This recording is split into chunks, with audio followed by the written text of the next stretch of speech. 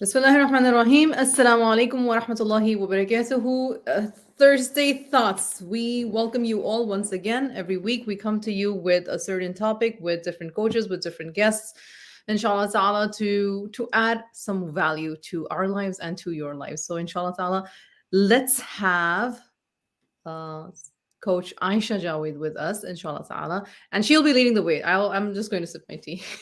So, Bismillah. Aisha, no pressure. No pressure. Go ahead. I thought it was the other way around. Thank Oh, you. okay. No. I'll chime in. I'll chime in. Samira, if you're watching this, thank you as well. I'll start then. Bismillahir Rahmanir Rahim. Rabbi shrah li sadri wa yassir li amri wahlul uqdatan min lisani yafqahu qawli. Ameen ya Rabbil Alameen. Okay, so today's topic, we wanted to speak a bit more about self-care and what we need to be put into our lives and implementing into our lives to be better mothers, to be better women, to be better daughters, sisters, friends even. And to be honest, I was thinking about this myself this morning because my school run was a rush as normal. We wake up over an hour earlier, yet we are never on time. We are never on time because it's, come on, Habibti, put your shoes on. Have you brushed your hair? Have you done this? Have you done this? And in that time, I always get frustrated. And I'm sure so many women can relate to this. I get frustrated because I think, she's so slow. Why are you being so slow? But that usually happens when we don't put ourselves first and we start to project what we are feeling inside. And sometimes you got to take a step back, and maybe a sip of cup of tea and really evaluate where you're stood. Yeah, 100%. But so I have a very funny example, actually, Aisha. This last week, my mom was here. She comes every weekend, right? I bring her from New Jersey to Delaware because she lives with my son in New Jersey. So I saw her the whole entire weekend. Mm-hmm. So she starts. So we did not have laundry detergent, and they don't have laundry in their apartment. So they bring every week. They bring their laundry back here. And I knew in my head, I knew that we don't have the laundry detergent, and Mama will need it. But somehow our days were so busy, and we were still, and we had to go to another city to take the children to a theme park. So Saturday was all about that. I had a course in the morning, and I rushed, and by the time we came back, we were too tired. So my mom got up at Fajr. She prayed Fajr. She did her azkar. I was knocked out. She went, she came back. And when I woke up around 8ish, thinking, oh, you know what? I have to, in my mind, I have to go to the laundry and get the detergent from my mom. She already had bought the laundry and she already had given 2 cycles and she was making biryani. And by 10 a.m., so I came back, Mom, I'm going to go. I'm going to. She said, no, if the machine is working. What do you think? What is in the laundry? I said, yeah, I thought maybe you did some, some nuskha. Maybe you added some water to the leftover droplets of it. She said, no. I went and I got a new batch. I said, okay, Mom. So I went back. I took my own time. Then I came down 10. I'm preparing my breakfast. And I said, Amma, did you eat? She said, no. When did I have time to eat? I said, what do you mean? When you woke up, you had time to eat. You chose to go out, get the laundry, start the laundry, do 2 laundry loads, then go back, then start making biryani, then start making another salad, then start marinating the chicken. Now you're still doing something, and you said you don't have time. Yeah, I was very busy. I said, Ma, you create your own time. Like you create your own time. Nobody would have questioned you if you would have started with your own breakfast. But that's the kind of mentality majority of us women are ingrained with. Yeah. Honestly, I'm just thinking about it as you're speaking about how many times have I done that myself?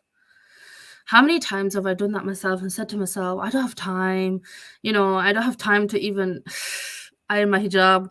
I don't have time to, sit down with my cats. I don't have time to listen to reading or whatever it is. But the reality is we all have the same 24 hours every single day. And yeah, we all know that there are days where you don't have certain times to do things. You can't cook that big extravagant dinner that you wanted. You can't get to the laundry that day, and that's okay. But I think it's always about prioritizing what you need to get done. And in that prioritization needs to be yourself. whether that is praying on time in the best possible way, so you're 100% focused on that praying, whether that is sitting down for, you know, tea or coffee for 5 minutes, 10 minutes, whatever it is for you, whether it is listening to your children read, whatever that is for you, it's important that you take that time out to do, but then also have time for just you. Yeah, Just sit absolutely. down and really gather your thoughts. For me personally, that's always in the evening and sometimes in the morning. And where I can sit down, everybody's gone to sleep, and it's just me to think of all the things either I need to do or don't do, or just to reflect on how the day was. And I think that's a big point as mothers and as women, we don't reflect on how things went. We only ever reflect on things that went badly. Yeah, absolutely.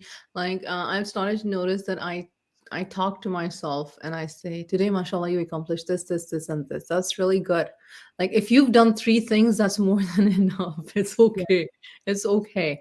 Like I think we put a lot of value on how the things that we're supposed to take care of are being taken care of rather than ourselves. And I say, and I said this to my mom that day. I said, Ma, you're the machine. If you're not well fed, if you're not well rested, how are you supposed to like keep going? Don't do that to yourself. And I know and I know that there's a difference between my mother and me, because she thinks in her head, she thinks that if the person did not start working or did not pick up the work that they were supposed to do, that means they're not going to do it. And I said, Mm. Mom, this is wrong. You can't. What you're saying is the other person is incapable of showing up, whereas what I'm doing is I'm just getting my energy together to start. I said, if I said I will do this, then wallahi, believe me, I will do this. I have proven to you that if I've given you my word, I will do it. But give me that space and have patience with me. I'm not saying I'm going to do this at 9 a.m. and then I do it at 9 p.m. That's not how it is. But I need to eat first. I need to Yeah.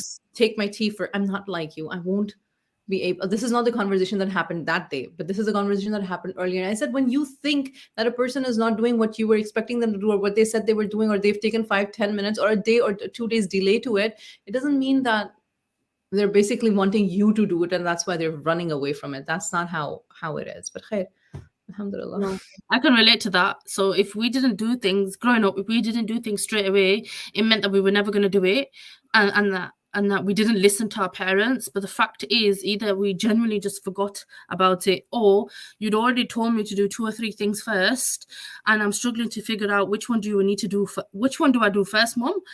And it's still a point of conversation in the house. Actually, when I'm asked to do certain things, I'm like, okay, Mama, you need to tell me which one first. Yeah, Because yeah, and we do tend to bring up how we are raised to our children sometimes. Well, I could do 10 different things at one time. Why can't you do 10 different things at one time? And I think that's where we struggle as a community of mothers, Muslim and non-Muslim, but even in our Asian communities as well, and as mothers, just putting a lot on our children because we feel like we can do it. And because we sacrificed all these things to do that one thing, our children need to do the same thing, or are going to understand that they need to do the same thing. And that can be detrimental because you're giving your children so many things to do that they get confused on which one they have to do. yeah, absolutely. And so Too many self-care decisions to- starts from that age where for example, now we've combined two topics actually: self-care about ourselves and self-care, teaching our children self-care. And when I tell, so I have two daughters and a son, right? So when I tell my son something, he immediately he like see? When I tell my middle daughter something, she's like, okay, fine, I'll do it. Or she'll be straight away, no, I can't do it. I'm not going to do it. And my third one, the youngest one, she's like, she doesn't want to do it or she's busy with something. She'll still show up and she'll say, you know what, I'm going to do it. Okay, fine.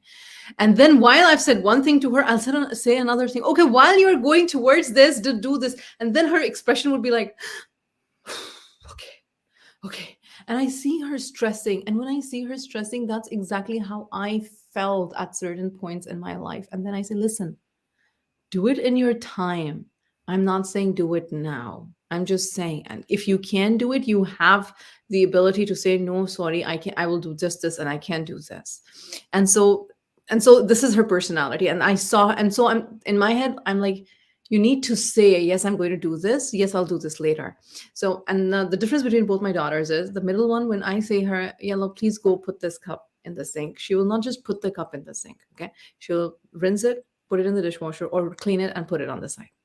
The youngest one, although she does more chores sometimes, she will just take the cup and she'll just put it in the sink. She won't go ahead. She won't do Yeah. anything beyond that. She will do exactly what's asked of her. And I think both of these qualities, both of them are good. I Yeah. told them, like, this is good. One just wants to just say, stay only up until what's asked of them, and the other goes a more further because they understand, because maybe she's older, because that's her kind of personality. But both are fine, and I have to be okay with this. This is me teaching them self care as well. Like, be confident and comfortable in how you play forward what's asked of you, of what's required of you. Mm, that's a very good point. I mean, I can't relate to having two daughters. Not yet, anyway. But my girl will do the same thing. Mhm. Sometimes it's either nothing, Yeah. sometimes it's just what you asked, and sometimes it's so much more. And I never knew you could do that. MashaAllah. You know, when you come downstairs in the morning and the whole room is tidy, and I'm like, what did I do to deserve this? Alhamdulillah. Alhamdulillah for children. But yeah, it's really important as mothers that we take that time out. And the reason we brought this topic up today is because so many of us are parenting from burnout, and we're Yeah. parenting from stress, regardless of whatever that stress is. And we're also parenting from a place of, I would say, scarcity, like, and also, dare I say this, arrogance. And the reason I say arrogance is because a lot of us parents think that the way the children are is because of us alone. Mm-hmm. Mm-hmm. And the truth is, the children are not the way they are because of you. So if they are well behaved, that's not because of you. If they are not, that's not because of you either. It's from Allah and Allah alone. And because we've seen it where parents are, emotionally intelligent, they understand what's going on around them, they great in their iman or in their deen, etc. But then the children are a different way.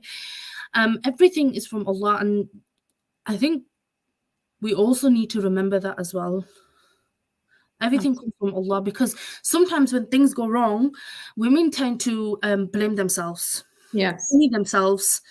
And the thing is, when things go wrong, it doesn't mean it's only you. It can be the society. It could be things that they've heard, seen, what they've watched. So many different aspects. What they've been taught in schools, if they're going to school, all sorts of different things.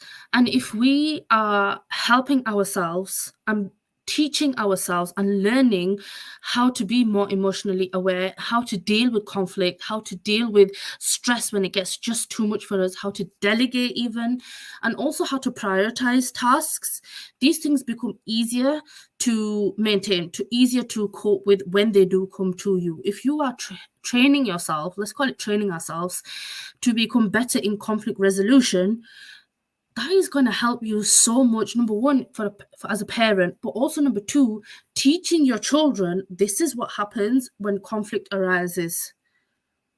Do you agree? Yeah, definitely. Conflict resolution is definitely one of the most important skills because there's always conflict. There's always conflict of interest. There's always like, you are not living in another person's body, and you can really never estimate what's happening in their head or how they're thinking or what side. The common phrase, "What side of the bed did you wake up?" I said it this morning. Yeah. So you can't know, and in order to have a flow in our daily routines with ups and downs, conflict resolution definitely helps a lot because you're able to say things that the other person cannot feel, cannot know. Another thing is the learned helplessness. So in my case, my mom, if she could, she would, like, even today she would feed me. Yeah. Honestly, She has, and I'm spoiled. Like I'm spoiled. Like I Mhm. asked myself this, like, and I saw my younger sister. She visited me some time ago, and I saw her. She was she was massaging mama. She was making breakfast for mama. She was doing, and I'm like, when I come downstairs, mama's like, "What do you want to eat?" Mama, make me this. I'm not proud of Oh, it. I'm not proud of it, but I'm just saying my dynamics with her is like that. And it's not that I don't take care of her, I do, but I'm very comfortable with seeing her labor and I'm like, okay, fine. She's doing okay. You're doing okay, fine. I'm not the kind that who would say like, no, no, no, no, stop, stop, stop. I'm gonna help you. Don't do this, don't do this, don't do that. Because what I've seen is like then the expectation is like, okay, then do this. And I'm like, I'm too lazy. Khalas, I'm not even going to start a conflict. When you will get tired, you will leave stuff. And I can, and so now I say, Mama, when you get tired, please tell me I'm right here. And I used to tell her, like, because why am I bringing my mom's example over and over again? I'm very much big on self care. So I know what I do for myself. And I've selfishly told this to my kids, my husband, my mother, everybody, that if you want me to not cause chaos in your lives, let me be, and then mm, I'll go, right? So I know I've been practicing this for a couple of years now. So I feel that I come from a place of privilege and I don't want to say anything, that might be a trigger to somebody, or that might be, like, oh, what is she talking about? Okay, fine. So you have a comfortable life. And I know that I have a comfortable life in that sense, because it's not about money and it's not about the things that I have in life. I honestly am very blessed, and may Allah subhanahu wa ta'ala bless every single person to have loving people in their life. I mean, And self-care is also because some people can do self-care because they have loving people in their life. Some people cannot do it because they don't have people who give them that space. And so you have to push, push, push, push, push, and create that space with your children, with your spouse. You need to have that struggle. You need to have some set of boundary. Children don't give you space.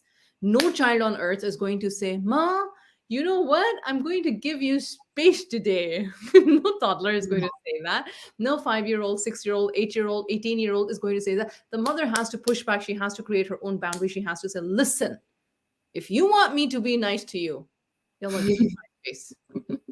I want to be it's nice to true. you. Just because I know this from my own experience, Aisha. I became a better person 10 years after being a parent. Can you imagine what sort of a person was I in the 10 years when I was actually birthing and taking care of my kids? May Allah forgive me. May Allah forgive me. I'm not putting myself down. My husband, when he hears me talking like this, he's like, "Why do you put yourself down? You're such a perfect good mother. You're such a good mother. You've learned so much. Why do you say that stuff?" I say that stuff because now I can say that stuff, because I can tell people that in your journey you change, and Yeah. it takes time. And maybe somewhere somebody is struggling and they can see and they can say, okay, if she is saying she changed, halas, I can change too, you Oh know yeah. and I so sorry. no, no, go ahead.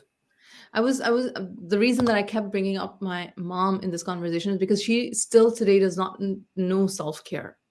She's Mm, 73 years old, and she struggles with self-care. And so who's caring for her? If I ask myself, you don't do a lot of stuff for her. Your kids don't do a lot of stuff for her because she doesn't ask for help. She does not know how to ask for help. Like, she does not know how to ask. The other day, she was going to iron her clothes upstairs. Somebody was in the bathroom. She couldn't fill the iron with water. 73-year-old woman. I'm 40. Okay, I'm 40, Aisha. I would have called all three of my children and my husband to go fill the iron for me if they were downstairs. I was like, come up, take the iron, go down. I would have just made the effort to just call them, maybe stand on the first step on the top and they would grab it. My mother came down all 12 flight of stairs. She went, and I'm like at the bottom. I'm like, why are you coming down? She said, I have to fill the iron with water. I said, Ma, I'm here. Just you could have just like called me. Aisha, what did I do? I still did not take the iron from her. I like, you came down 12 stairs. Khalas, okay, fine. Go ahead, do it. I don't know what to say to this. Never mind anybody else. I'm not saying that I'm a bad person. If that's somebody to nay. Older people who do not know self-care are very rare, because older people usually suppress their younger ones by saying, I'm the elder one, I gave you my, I gave you my youth, I gave you my, now it's my time to sit back and relax, and now you work for me.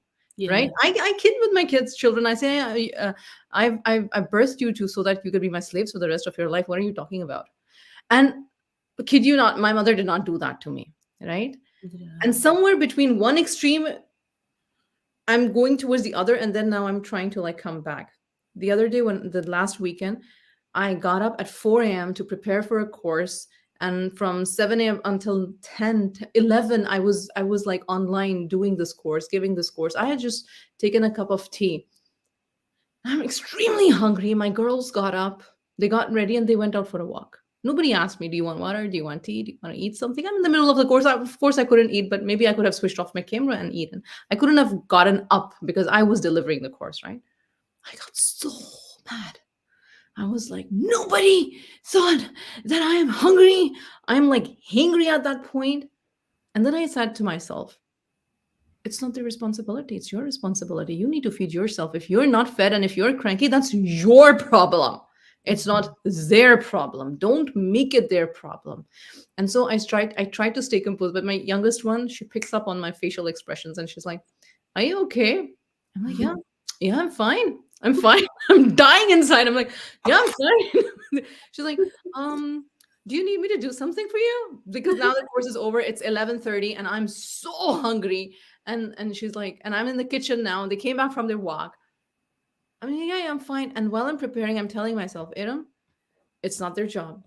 It's really not their job. Don't do to them what somebody might have done to you in your life by guilt tripping you for not treating them for the things that they were supposed to do for themselves. Don't do that to them. Don't make them like that.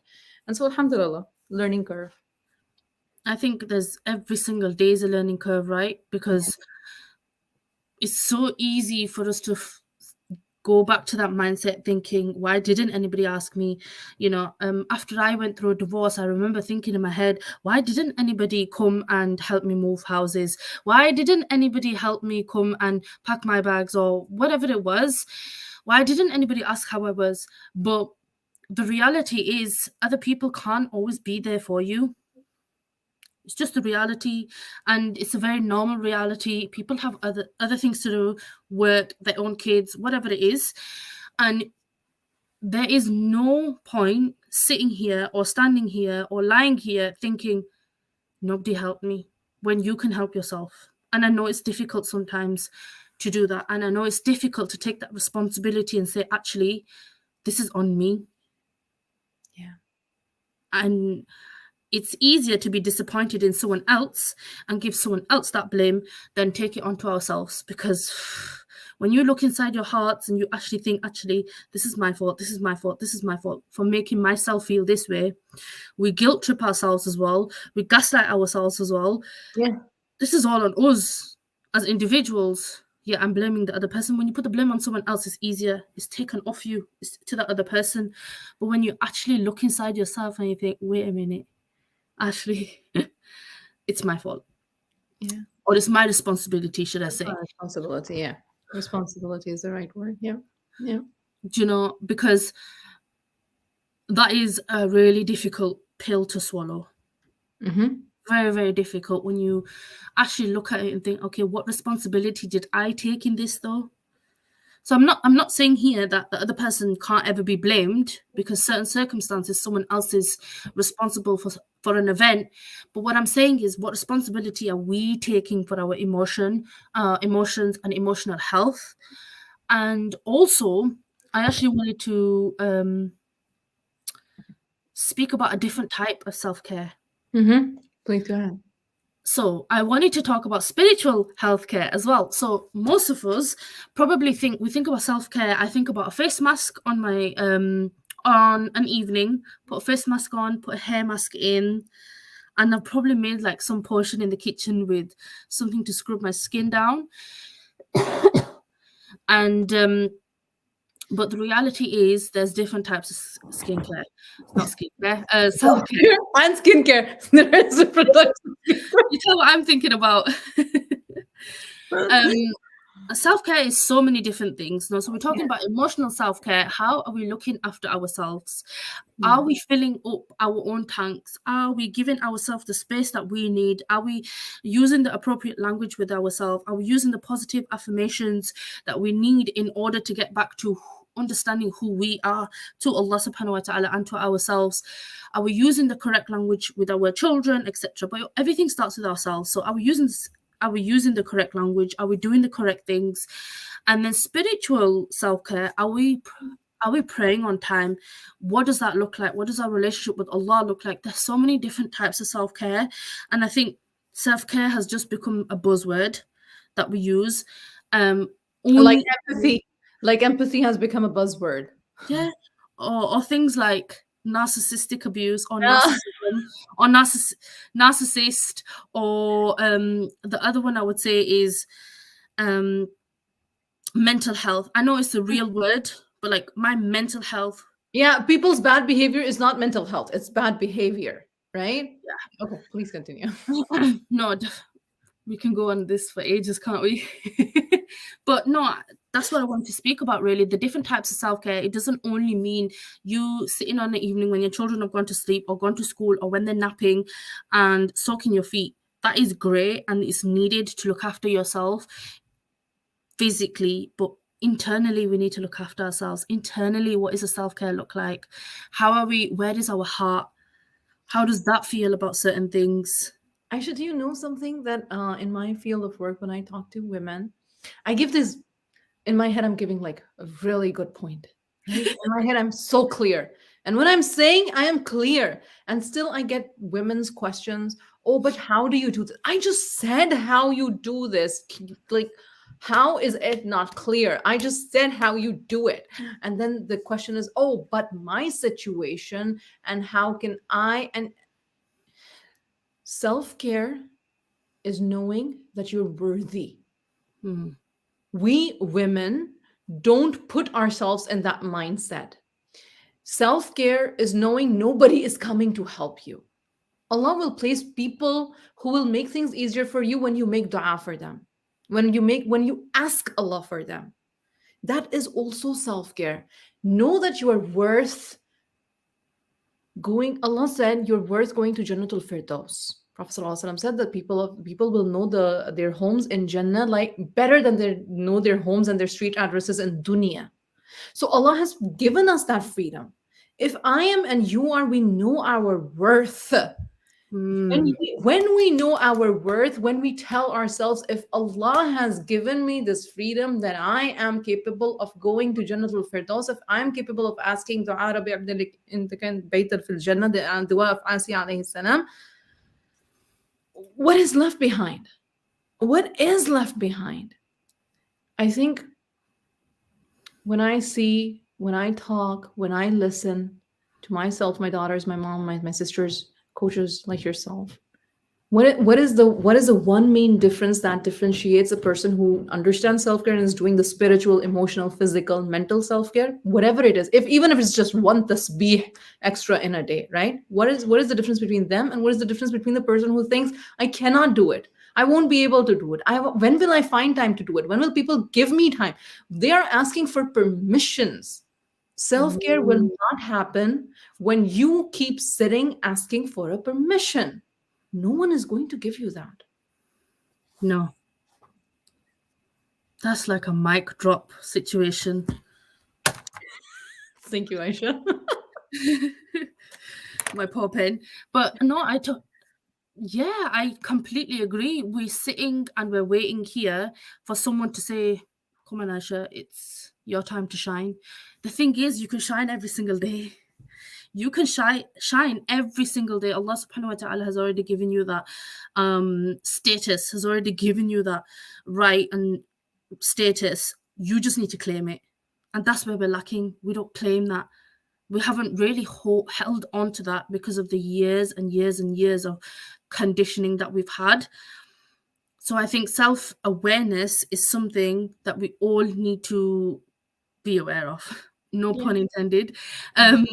We need to look at ourselves and sit down, and that's where I think as well, even with the women that I deal with as well, it's where we struggle with. We think, yeah, but I'm trying my very best. And I completely agree with this. That's cool. You're trying your best, but it's not always about trying how you're trying. It's about how you see it as well. Mm-hmm. I Mm-hmm. mean, we can all be doing our prayers and giving our sadaqat, giving our zakat and things like this. And Mm-hmm. that's all well and good. And you should be doing that. If you're not, you should be doing that. But it's the intention behind it as well. What are we doing these things for? Because a lot of us, we're doing these small things just because we have to, like, with the intention of, oh, it has to be done. But if we change the intention of how we do things, so for example, we're speaking about self-care, right? So let's talk about children. If we change the intention of how we're serving our children for the sake of Allah to get that reward, how you're going to see your children is going to be so different. If Mm-hmm. we change how we are doing our own self-care, so for example, let's talk about face masks. If we're doing that and we have the niyyah of I'm doing this to make myself feel better, and then additionally, I don't know, feel and look good for my husband for the sake of Allah, the intention has changed. Therefore, your whole motive has changed and why you're doing these things. Don't attach the expectation that he will notice that you put a face mask. Oh Allah, you'll get hurt. You'll get hurt. Don't do that. Intention is good, expectation is bad. Tell him, listen, my skin is glowing, isn't it? Because I put the face mask on. And then maybe if he's a husband of a few years, he'll get the cue and he'll like, yo, yeah, you shine always, my sweetheart. You are lovely. And if he's a new husband, may Allah have mercy on him, be merciful to him. Tell him what you want to hear. Be kind to him. Which brings me on to a point that I wanted to speak about as well, is telling people how you feel as well. So boundaries and expectations is something that we've kind of touched on, but we haven't said it explicitly. If you require something of someone, tell them. Yes. So let's talk about husbands, for example. If you need something from your husband, you need more time, you need to be taken somewhere or anything like that, be very explicit. I need you to take me to the dentist on Tuesday at 5 p.m., 6 p.m., whatever it is, so they understand. Do not assume people understand what is going through your mind. And that goes for your children, your spouses, whoever, everyone. Be very forward with what you want to say, depending on the situation. And do not assume people know what you're saying, because this is going to cause heartbreak. And it causes a lot of sorrow, sadness, heartbreak, because you think, just because I've been married for 20 years, he's going to understand exactly what I'm thinking at every single moment of time. Now, he should know a lot of things about you, but he can't always read your mind. You need to be forward with what you're saying. If you need something done or something is lacking, be forward with that and say, this is something that I need help with. You know what we women compare it with? We compare it with ourselves. We're built differently. Okay, so let's start. Let's have exhibits. Actually, let's have the exhibit A man who is a taqwa man. He is highly intelligent. He earns for the family. He gives his wife her haqq. He gives the children her haqq. He's a good man. He has personal flaws, many, but when it comes to giving the haqq to the family, he gives the haqq, right? But now come to the flaw part. He doesn't recognize that you had a haircut, or he doesn't recognize that you were wearing this dress for the first time, or he's not. He even recognizes, he's not saying it. He doesn't verbalize it. Or when you bring him, or he doesn't actually acknowledge or validate that you are down, right? And that doesn't happen all the time. Sometimes when you choose, you want to tell him, he will come to you, and he will do what you want him to do. Okay? But you still need to verbalize what you said. Exhibit number 2. And so in even exhibit 1 and even the exhibit 2, women, you know what we say? He's highly intelligent. He knows what his friends are saying. He knows the political climate. He knows the climate. He knows the Guardian. He knows the motorcycle. He knows everything. He knows every bloody thing. What he does not know is me. I know when I look at his face, I know he's going to fart. I know that expression too. Why can't he? He's not built that way. He's not built that way. The men are not, and this is not an excuse for men. This is not an excuse for their behaviors. I'm just stating a fact that Allah subhanahu wa ta'ala says in Quran, and men are not like women and women are not like men, like something along the lines. So give yourself this peace of mind that when dealing with men, and I'm not talking about abusive, manipulative, narcissistic, lazy ass men. There are those men too. And sometimes good men become like that for a short period of time, and then you need to work on that. And sometimes they just grew up in certain kinds of negative passive environment where they need to learn these skills along the way, and it's very difficult in marriages. But again, I'm so sorry, this was not the topic, but this is also self-care. This is also emotional self-care. Don't kill yourself over something that you expect of them. Like Aisha said, if you've not verbally told them, and I know for a fact that women say, I've been saying this to him for weeks, I've been saying this to him for years. I'll give you a very simple example. Aisha, in my early years of marriage, when we were in a different state, there was this switch plug in the kitchen. Yeah. It got burnt. And I spent 2 of my pregnancies using a switch plug that was down, that in my pregnancy, I had to sit down and I had to use the machine that I had to use. In those 2 of my pregnancies, I was so mad at my husband. Even up until today, I haven't said it. If he hears me talking right now, then he will figure it out. I've never told him that. I was so mad at him. That doesn't he see like I'm like an elephant and I have to. And what was I doing? Basically, I was kneading dough to make roti, right? And why doesn't he fix this? Wallahi Azim, I didn't tell him when to fix it. And when we were about to leave that house 4 years later, he fixed it in 15 minutes. Imagine my anger. Imagine my anger. Two pregnancies, like all those last months where you're heavy and you have to bend, and I'm getting tired and I'm getting frustrated, and I'm not asking him to fix something because I think he can see me. He should have done it. I learned my lesson later. Alhamdulillah, though, because some of us never do. Yeah. And we get so hell-bent on creating this frustration in our own minds. He didn't do this, he didn't do this, she didn't say this, she knew I spoke about this, why didn't she bring it up now? You knew I was struggling. But the thing is, when we hear about someone else's struggle, we just hear it. Not a lot of us actually feel it. Well, a lot of us don't feel it. We don't know what the pain is like for the other person. So we hear it, we hear someone struggling, and we think, Allah grant you mercy, and that's it, we move on. Right? So we can't expect everyone to understand the situation we're going through. And even if they have gone through the situation, it's not the same.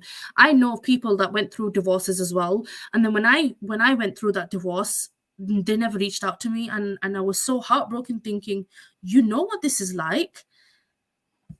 But it was my expectation that I would have all these people coming to me and saying, this happened, I'm sorry this happened, etc., etc. But coming back to what you were saying earlier as well, yes, we have to verbalize what we need as well. But the other reason why is because we do not want to create a bitter heart or a hardened heart. Because once we get to that stage, we do not put ourselves first in terms of telling people what we need or creating boundaries where we need. So if we didn't do that type of work, it creates bitterness and the hardness of the heart.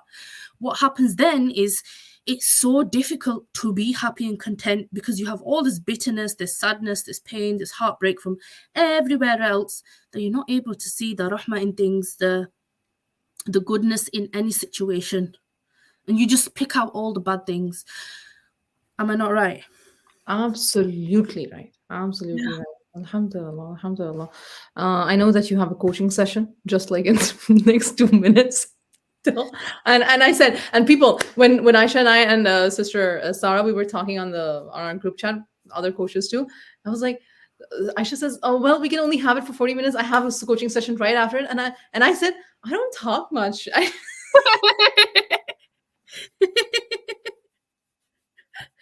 I was thinking, and I should have just said it, right? This is my lesson now. I was thinking, I think you've forgotten the last few lives that we did.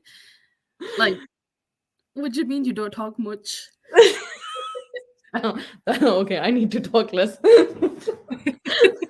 But I think I was not anticipating how close this topic is to my heart. I thought, okay, fine, Aisha will take the lead. She'll do the talking and I will just chime in. But it hit hard when she started talking. Like this memory of this fixing the switch, it was gone. I didn't have it. But when you were talking, it just came back. It just came back. It's crazy how memories like this do come up when these conversations do come up, which is why we should have more of these conversations. So women like us that might have gone through that journey of self-realization and self-awareness can, I don't only want to say teach, but just show other women that actually the position that you're in now, it can be overcome regardless of whatever that situation is. You can still put in self-care. It doesn't mean that you have to book days off work just to go to a spa, or tell someone to look after your children because you want your sisters to come around and we can all have spas at home. We're talking about the very small things first. So yes, we all know about face masks and hair masks, but it's the other things that we can start off with. And we always have to start off with ourselves first and our hearts. How can we purify them so we can actually hear the decisions that we make?